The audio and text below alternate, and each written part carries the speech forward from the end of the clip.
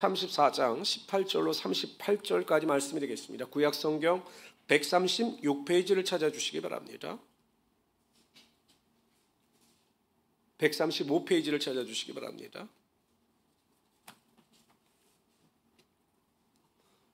구약성경 135페이지 출애굽기 34장 18절로 38절까지 말씀이 되겠습니다.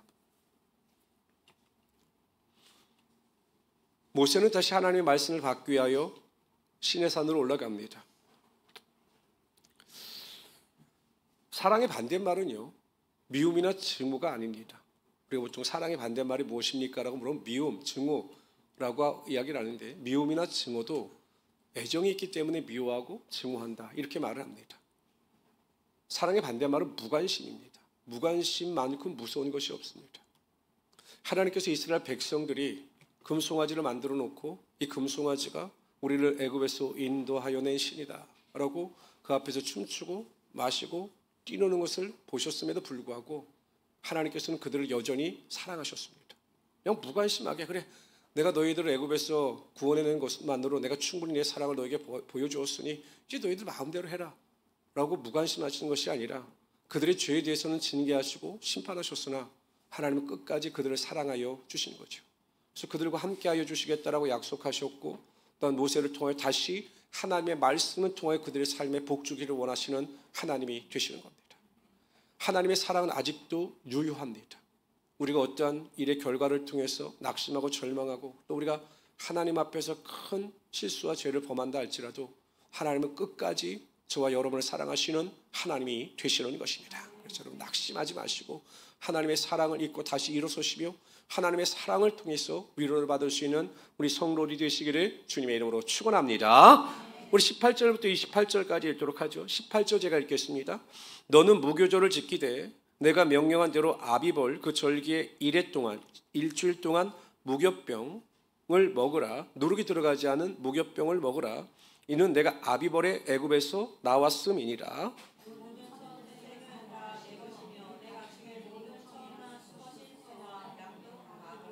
이것은 이제 유월절에 관한 것이죠.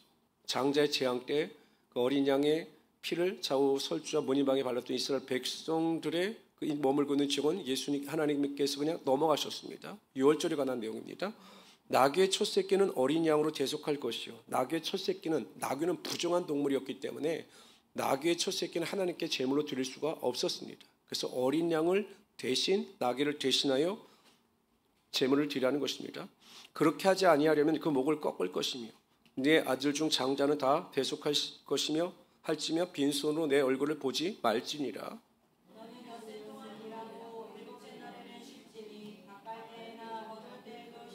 이것은 하나님께서 안식일에 관한 규정입니다. 우리가 안식일에 대한 내용을 많이 살펴봤습니다. 77절 곧 맥주의 초실절을 지키고, 이것은 보통 우리가 오순절이라고 이야기도 합니다. 그 다음에 맥추절이라고도 이야기합니다. 새말에는 수장절, 이것은 초막절이라고 합니다. 초막절 또 수장절이라고 합니다. 너희 모든 남자는 매년 3번씩 주 여호와 이스라엘 하나님 앞에 보일지라.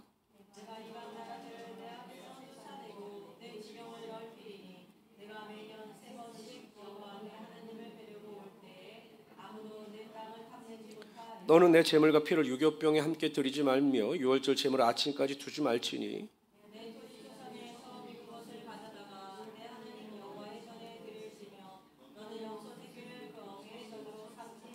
내 토지의 소산에 처음 익은 것, 가장 중요한 것, 가장 귀한 것을 먼저 하나님께 드리라는 것입니다.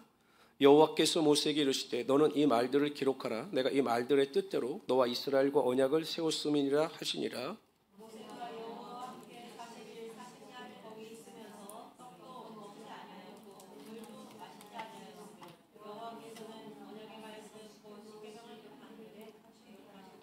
하나님께서 3가지 절기, 유월절, 보통 유월절과 무교절을 같이 지냈습니다. 그러니까 유월절 한 날을 지키고 그리고 나서 연이어서 일주일 동안 무교병을 먹지 않는 무교절을 지켰습니다. 여기도 여러분 영적인 의미가 있습니다.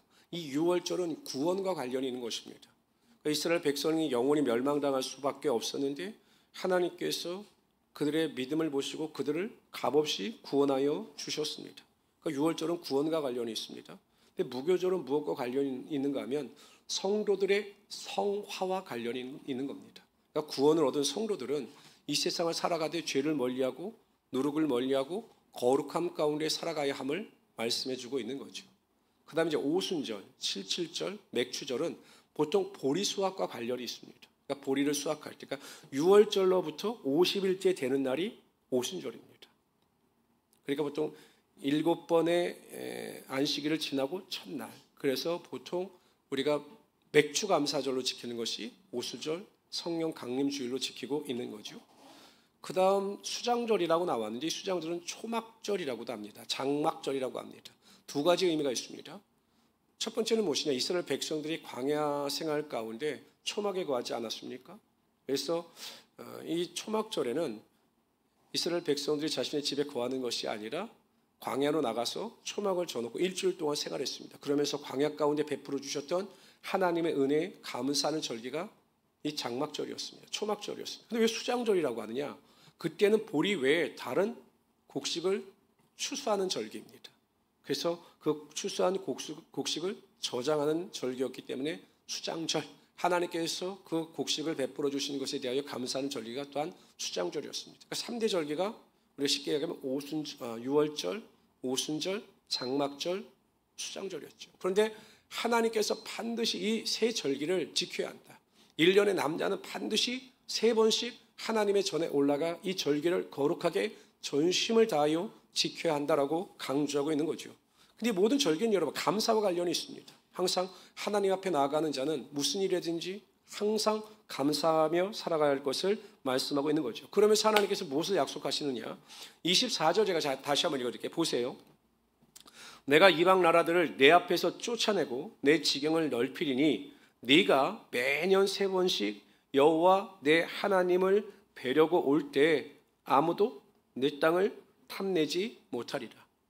군사든 누구든 상관없이 모든 남자들은 다 성전으로 모여야 했습니다. 그럼 여러분 나라는 누가 지킵니까? 나라는 누가 지킵니까? 군인들도 다 오고 오면 나라는 누가 지킵니까? 하나님이 지켜주신다라는 거예요. 하나님이 다 남자들이 올라와서 그 나라를 지키는 일에 빈틈이 생기더라도 내가 친히 보호자가 되어주사 너희를 지킬 것이니 너희는 염려하지 말고 걱정하지 말고 다 하나님의 전으로 모여라 이렇게 말씀하신 겁니다. 사무엘이 선지자가 되어서 이스라엘 백성들이 죄악 가운데 빠져있던 것을 회개하기 위하여 미스바로 모이게 합니다. 그래서 이스라엘 백성들이 전부 미스바로 모여서 하나님께 회개하고 금식하면서 기도합니다. 근데 그 소식을 누가 들으냐면 블레셋 사람들이 듣습니다. 그래서 블레셋 군대가 혹시 자기들을 대적하기 위하여 모인 것이 아닌가라고 착각을 하여서 그 유다를 공격합니다. 이스라엘 백성들은요 겁을 먹었습니다. 그리고 한편으로는 마음속에 회의감도 들어왔겠죠. 우리가 하나님께 기도하고 회개하기 위하여 모였는데 왜 블레셋 군대가 이렇게 우리를 침략하여 우리를 괴롭게 할까라는 생각도 했을 겁니다. 그래서 그들은 어떻게 하느냐? 모든 것을 하나님께 맡깁니다. 그리고 사무엘에게 부탁합니다. 제발 우리를 위해서 기도해 주십시오라고 기도합니다. 그랬더니 사무엘이요 주저하지 않고 즉각적으로 가장 먼저 무엇을 하냐면 어린 양을 가져다가 하나님께 먼저 번제로 드립니다. 하나님께 모든 것을 맡기고 내가 하나님을 위하여 헌신하겠다라고 하는 그 제사를 드립니다. 그리고 나서 하나님 앞에 간절히 기도할 때 어떠한 일이 발생하느냐? 하나님께서 하늘에서 큰 우레를 내리시는데 어디에만 그 우레를 내리셨느냐? 블레셋 군대에만 우레를 내리셨습니다. 제가 생각하기에는 요즘에 가끔 여러분 기상이변으로 인해서요 막 이만한 그냥 우박이 떨어지는 지역도 있더라고요. 막 차가 파손이 되고 엄청난 피해가 발생하는 지역이 있는데 아마 그 어마어마한 크기의 우레를 하나님께서 내리셨을 거예요. 그래서 이들이 어떻게 되느냐? 겁을 먹고 도망가기 시작합니다. 근데 이스라엘 백성들이 그 도망가는 블레셋 군대를 뒤쫓아가서 그냥 그들을 전멸시키고 완전한 승리를 거두게 되었던 거죠. 하나님을 위하여 모여서 하나님께 대하여 금식 기도하며 회개할 때 하나님께서 그들을 지키고 보호하시며 하나님의 능력과 역사가 나타나게 하여 주셨던 겁니다. 이 세상에서요 가장 강한 사람은 지혜 있는 사람도 능력 있는 사람도 재물이 많은 사람도 아닙니다. 이 세상에서 가장 강한 사람은 하나님의 말씀에 순종하는 사람입니다. 하나님의 말씀에 절대 순종하는 자를 하나님께서 지키고 보호하시며 그의 인도자가 되어 주시기 때문에 어떠한 고난과 환난과 악한 세력으로부터 완전히 승리를 거둘 수 있게 되는 것입니다. 그래서 우리 성도님들은요, 내가 하나님의 말씀대로 순종하며 살아가고 있다면, 하나님의 뜻대로 내가 이 세상을 살아가고 있다면 염려나 걱정이나 불안해할 필요가 없습니다. 반드시 하나님께서 우리를 지켜주시고 하나님의 때에 큰 승리와 축복을 허락하여 주시기 때문입니다. 이러한 믿음과 은혜와 능력을 경험하며 살아갈 수 있는 하나님의 귀한 성도들이 되시기를 주님의 이름으로 축원합니다. 하나님께서 또 우리에게 말씀을 주시고 우리에게 순종을 요구하시는 이유가 있습니다. 가끔요, 부모들은 이렇게 이야기합니다. 막 자녀들에게, 야, 공부해. 너 공부 안 하면 너 어떻게 되려고 그래? 막 공부해. 그럼 아이들이 뭐라고 이야기합니까?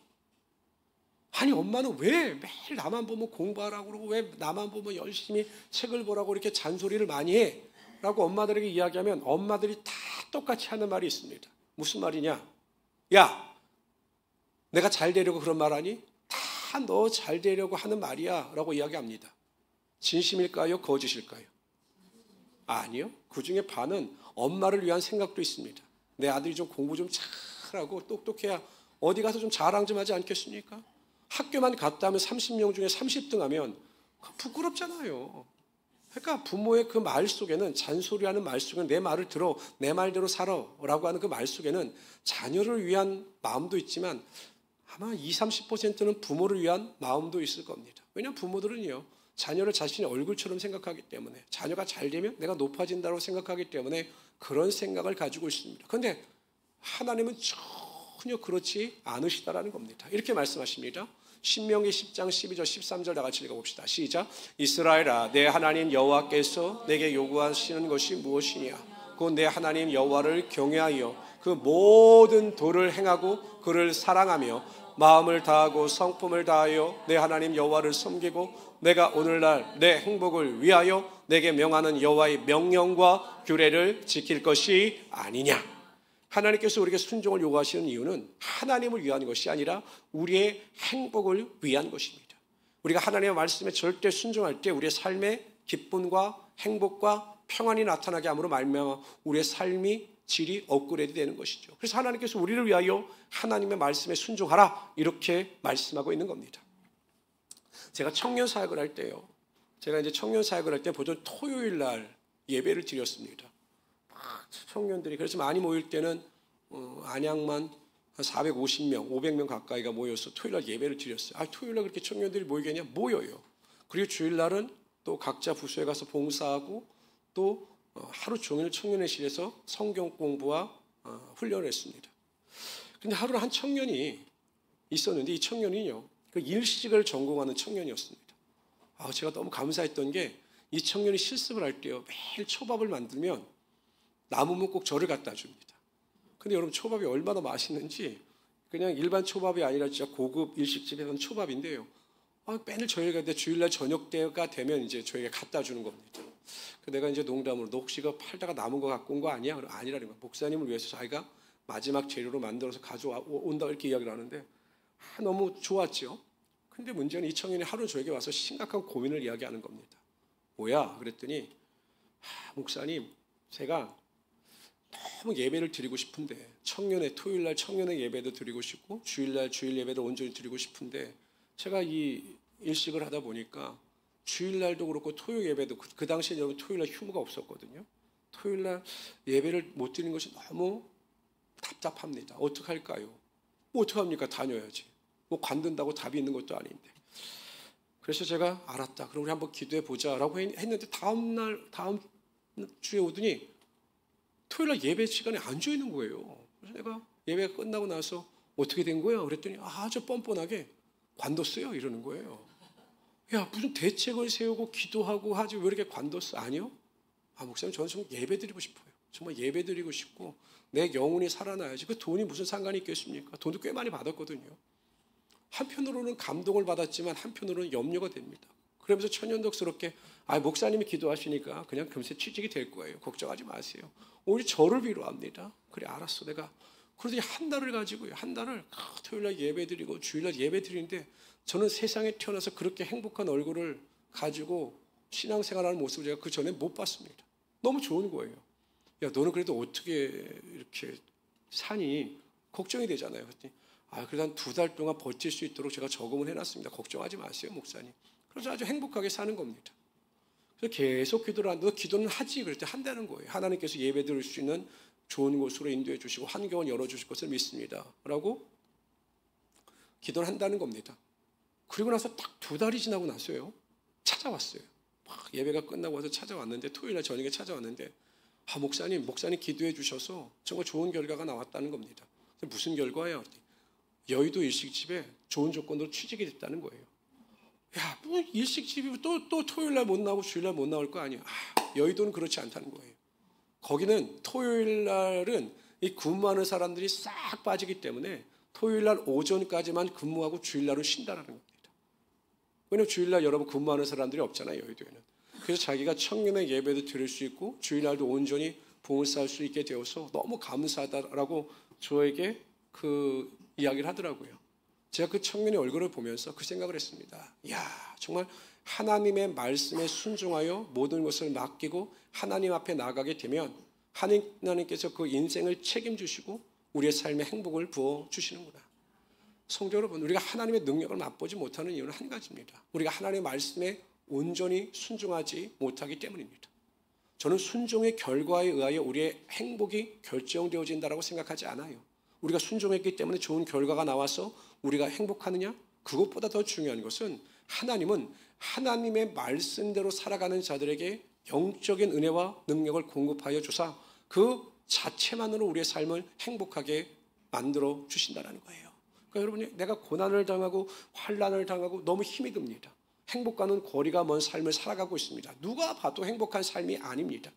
근데 그럼에도 불구하고 내가 하나님의 말씀대로 기도하고 하나님의 말씀대로 예배하고 하나님의 전을 사모하면 하나님께서 그 환경과 상관없이 하나님의 기쁨이 흘러넘치게 하여 주신다는 거죠. 하박국 선지자가 뭐라고 이야기합니까? 비록 무화과 나무가 무성치 못하고 밭에 식물이 없으며 포도나무에 열매가 없으며 감람나무에 수출이 없다 할지라도 우리의 양이 없으며 외양간에 소가 없다 할지라도 나는 여호와 하나님을 인하여 즐거워하며 구원의 하나님을 인하여 기뻐하리로다. 하나님께서 그러한 행복을 순종하는 자들에게 반드시 부어주시는 하나님이 되시는 것입니다. 그래서 저는 우리 성도님들이 아무리 어렵고 힘들다 할지라도 항상 믿음을 가지고 하나님의 말씀에 순종하고 하나님의 말씀 가운데 살아갈 수 있는 우리 성도들이 되시기를 바랍니다.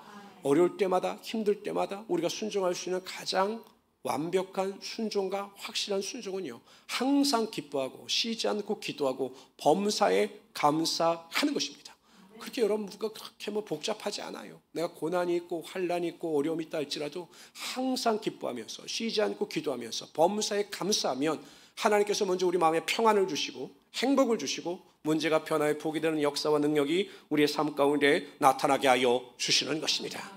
이러한 하나님을 경험할 수 있는 우리 성도들이 되시기를 주님의 이름으로 축원합니다. 우리 28절 한번 다 같이 읽어봅시다. 28절 다 같이 읽어봅시다. 시작. 모세가 여호와와 함께 40일 40야를 거기 있으면서 떡도 물도 여호와께서는 언약의 말씀 곧 십계명을 여러분 하나님께서 모세에게요, 네가 내 말씀을 받으면서 40주야를 금식하라 이런 명령하신 적이 없어요. 그런데 여러분 모세가 40주야를 음식도 물도 마시지 않고 하나님의 말씀을 듣는 일에 집중했습니다. 왜 그랬을까요? 아니 모세가 먹지도 않고 마시지도 않고 그냥 하나님의 말씀을 선포하는 것에 그냥 집중했습니다. 왜 그랬을까요? 한 가지 이유밖에 없습니다. 그 하나님의 말씀을 듣는 것이 너무나 행복했고 너무나 즐거웠기 때문에 밥 먹는 것조차 잊어버린 거죠. 그런 거 있지 않습니까? 우리 어린 아이들에게 밖에서 나가서 막 아이들이 막 뭐 지금이야 그런 거 없지만 예전에 저희가 이제 어렸을 때도 보면 동네 보면 저녁 때쯤 보면 엄마들이 하나 둘씩 오십니다. 막 뛰놀고 있으면 야 누구야 밥 먹어라 하고 소리칩니다. 그럼 어떨 때는 아이들이 한두 명씩 갑니다. 근데 어떤 아이들은 야 밥 먹어라 그럼 안 먹어 그럽니다. 왜? 너무 노는 게 즐거우니까 아이들하고 어울리는 게 너무 즐거우니까 밥 먹는 것조차 있는 거죠. 우리가 하나님의 말씀에 집중하고 하나님의 말씀의 틈을 통해서 은혜를 받게 되고 영적인 영양분을 공급받게 되면 우리의 삶의 그 만족감과 행복감으로 인하여 모든 것을 잊게 되는 것입니다. 여러분들 어떻습니까? 내가 하나님의 말씀을 읽다가 그냥 식사하는 것조차 잊어버린 경험이 있으십니까? 제가 보기에는 많은 분들이 목사님 참 저는 놀라운 능력이 있습니다. 뭐요? 저 성경을 피기만 하면 좁니다. 이런 말씀하시는 분들, 성경을 피기만 하면 성경이 수면제와 같이 그냥 잠들게 만드는 능력이 있습니다. 그것도 능력이죠. 어떤 분들은 그냥 설교가 시작되자마자 주무시는 분들도 계시더라고요. 또 어쩔 때는 저것도 은혜다라는 생각을 하게 됩니다. 그러나 여러분, 시편 19편 10절에 보면 금 곧 많은 순금보다 더 사모할 것이며 꿀과 송의 꿀보다 더 달도다. 이렇게 하나님 말씀에 대하여 말씀하고 있는 겁니다. 신앙의 성장과 성숙 그리고 신앙의 변화는 단지 우리가 예배를 드리는 것만으로 이루어지지 않습니다. 항상 우리가 하나님의 말씀을 사모하여 그 말씀을 읽고 묵상하면서 그 받은 은혜대로 살아가고자 노력할 때 우리의 삶에 하나님의 열매가 나타나게 되어 있는 거죠. 여러분 보세요. 교회를 아무리 오래 다녀도요, 정말 어제나 오늘이나 영원토록 변하지 않는 분들이 있습니다. 아니 사도 바울이 고린도 교회 성도들에게 그렇게 이야기하지 않습니까? 내가 너를 밥으로 먹이지 못하고 젖으로 먹인다라고 이야기합니다. 아니 그 정도 믿었으면 신앙이 성숙하여 밥을 먹어야 되는데 아직도 신앙이 유아기적 상태에 머물러 있다라고 이야기합니다. 이유가 무엇일까? 하나님의 말씀이 그 안에 없기 때문입니다. 하나님의 말씀을 삼하여 읽고 듣는 자들에게는 그 말씀이 우리 안에 역사함으로 말미암아 성장하고 성숙하여 큰 변화를 통하여 하나님께 영광을 돌리게 되어 있는 거죠. 성도 여러분, 어찌하든지 하나님의 말씀을 가까이 하시기를 바랍니다. 유튜브 가까이 하지 마시고요. 요즘에는 유튜브 때문에 그냥 성도들도 난리인데 유튜브 읽을 시간이 있으시면 하나님 말씀을 꼭 읽으시고 그 말씀대로 행할 수 있는 우리 성도들이 되시기를 주님의 이름으로 축원합니다. 우리 29절부터 35절까지 읽도록 하죠. 29절 제가 읽겠습니다. 모세가 그 중구의 두 판을 모세의 손에 들고 시내 산에서 내려오니 그 산에서 내려올 때 모세는 자기가 여호와의 말하였으므로 말미암아 얼굴 피부에 광채가 나나 깨닫지 못하였더라.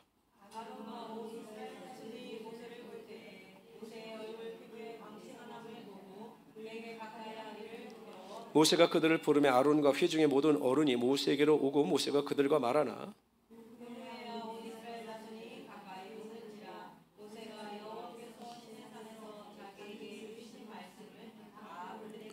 모세가 그들에게 말하기를 마치고 수건으로 자기 얼굴을 가리웠더라.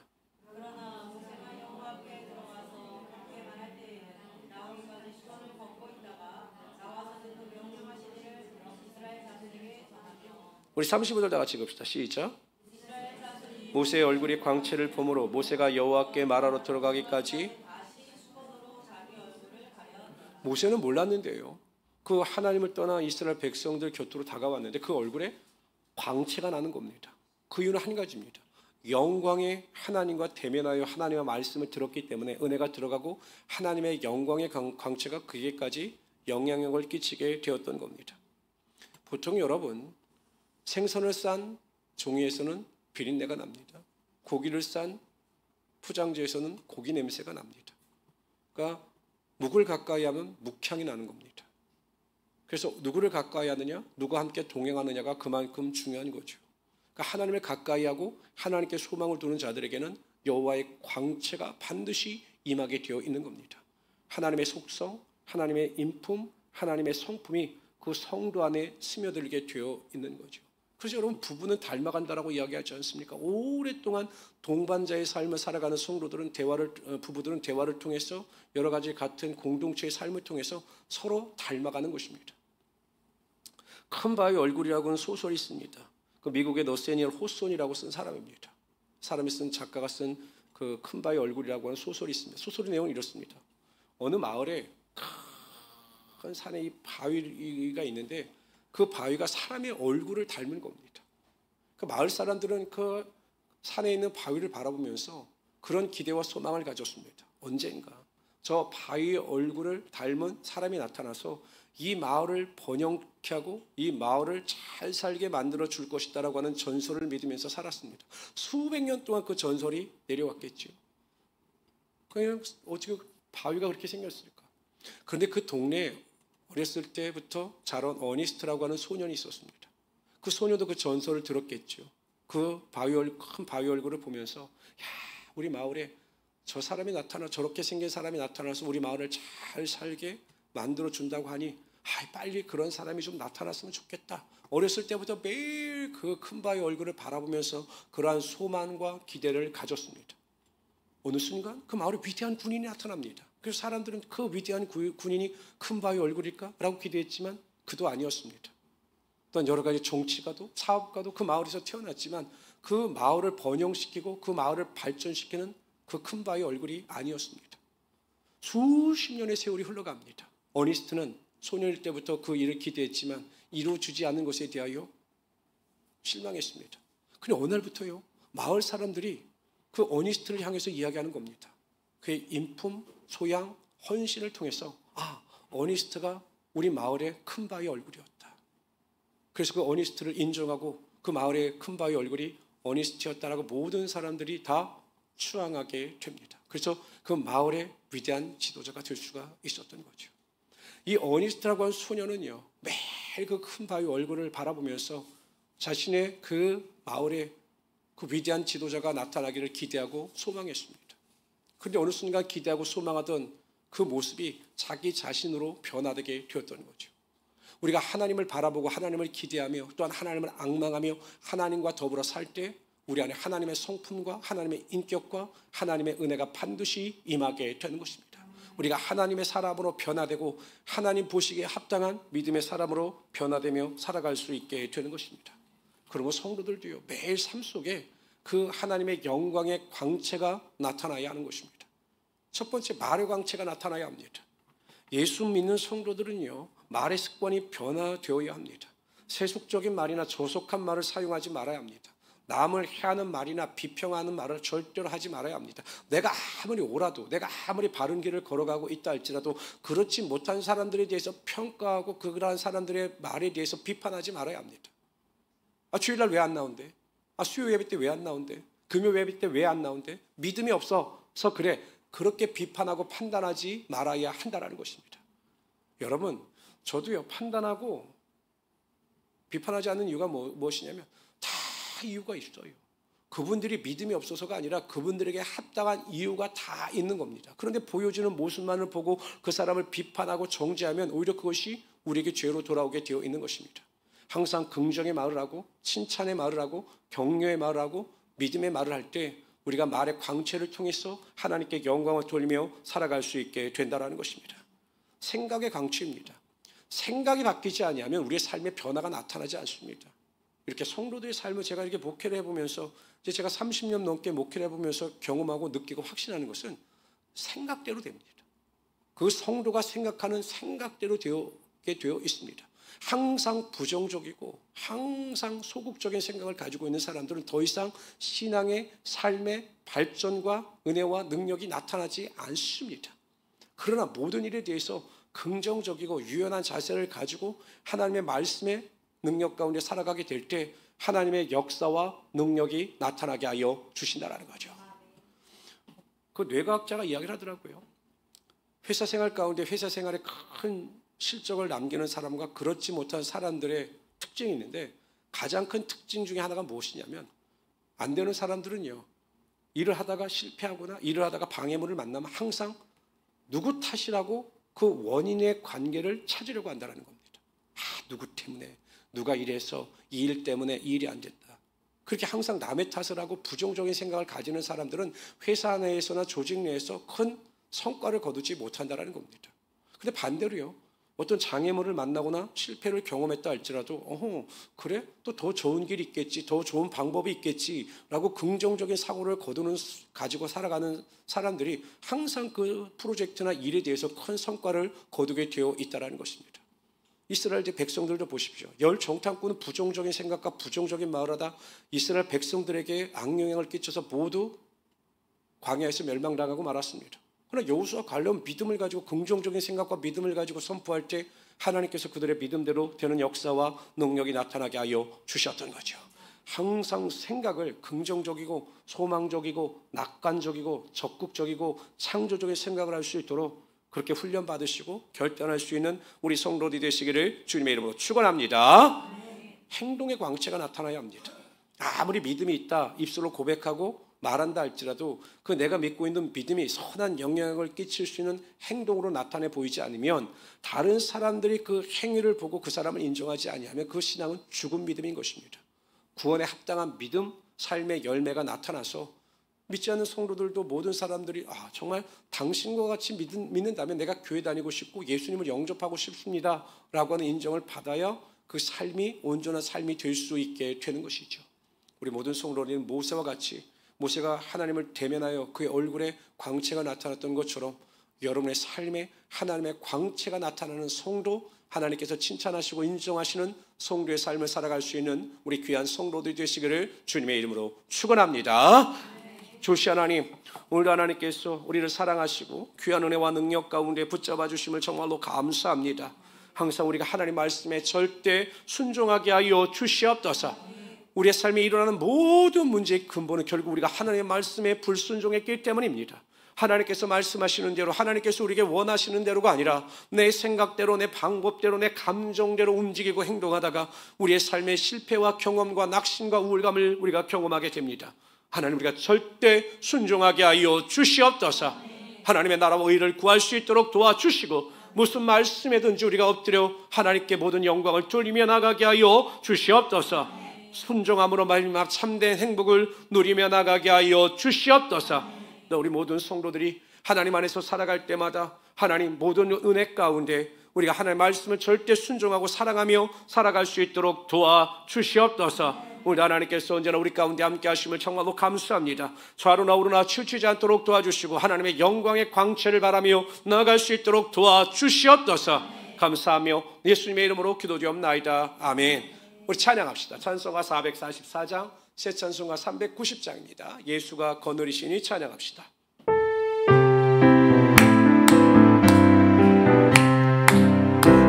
예수가 거느리시니 즐겁고 평안하구나. 주야의 자고 되는 것 예수가 거느리시네. 주날 항상 돌보시고 날 친히 주날 항상 돌보시고 날 친히 거느리시네. 때때로 괴로워하며 때때로 기쁨 누리네. 동파 중에 거느리고 평안할 때 항상 돌보시고 날 친히 거느리시네. 주날 항상 돌보시고 날 친히 내 주의 손을 붙잡고 천국에 올라가겠네.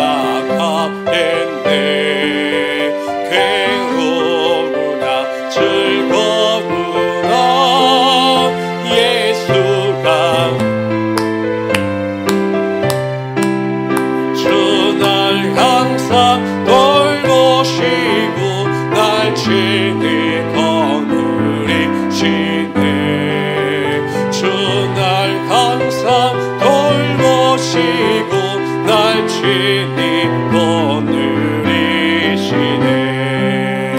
이 세상 이별할 때에 지옥의 권세 이기네.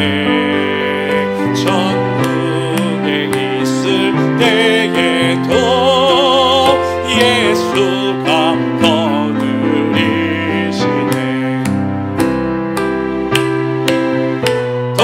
돌보시고 날 친히 거느리시네. 항상 돌보시고 날 친히 거느리시네. 아멘. 나의 나의 피난처 예수 의지해요. 나의 피난처 예수 의지해요. 나의 가는 길에 거센 바람 몰아쳐와도 나는 피난처 예수 의지해요. 나는 영원히 주님 사랑해요. 나는 영원히 주님 사랑해요. 세상 어떤 것도 나의 사랑 끊을 수 없네. 저 예수 사랑해요. 아멘. 아버지 나를 사랑하시니 나의 모든 것 주께 드려요. 아버지 내가 여기 있으니 주. 우리 다시 한번 처음부터 찬양합시다. 나의 피난처 예수, 나의 피난처 예수 의지해요. 나의 피난처 예수 의지해요.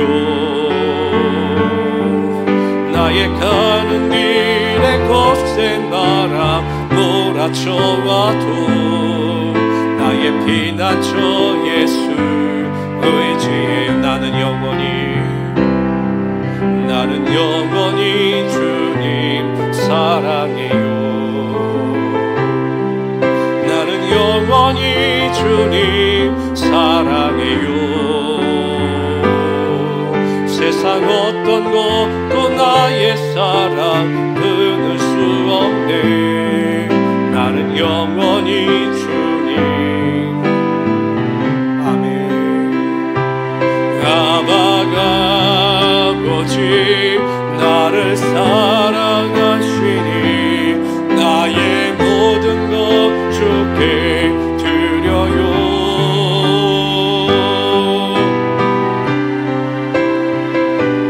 내가 여기 있으니 주님 영광 위하여 써주세요. 아멘. 항상 하나님께서는 우리의 피난처가 되시며 나의 도움이 되시고 우리의 산성이 되시는 하나님이 되십니다.